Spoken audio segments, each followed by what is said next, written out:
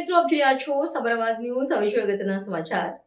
મુખ્યમંત્રી ભૂપેન્દ્ર પટેલના હસ્તે 5674 દિવ્યાંગજનોને મોટરાઇઝ્ડ ટ્રાઇસિકલ અને જોયસ્ટિક્સ વ્હીલચેર અર્પણ કરાઈ.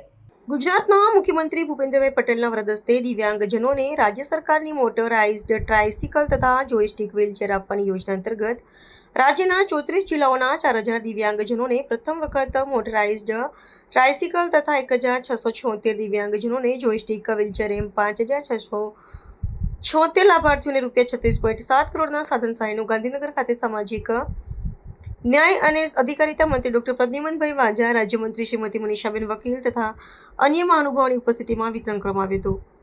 મુખ્યમંત્રીએ આ અવસરે દિવ્યાંગ લાભાર્થીઓ સાથે લાગણીસભર સંવાદ સાધીને તેમના જીવનમાં આ સાધન સહાયથી આવનારા પરિવર્તન અને સુગમતા વિશે વાતચીત કરી હતી. આ પ્રસંગે મુખ્યમંત્રીશ્રીએ જણાવ્યું હતું કે દિવ્યાંગ ભાઈ બહેનોના ચહેરા પર ખુશી અને એનાથી મોટી ખુશી સરકાર માટે બીજી કોઈ શું હોઈ શકે. રિપોર્ટર કશ્યપભાઈ ભટ્ટ, અમદાવાદ. આવા ન્યૂઝ જોવા માટે સાબર આવાજ યુટ્યુબ ચેનલને સબસ્ક્રાઇબ કરો અને લાઇક કરો, જેથી હવે પછીના દરેક સમાચાર સબસ્ક્રાઇબ કરેલા હશે તેઓને નવા સમાચારની માહિતી મળી જશે.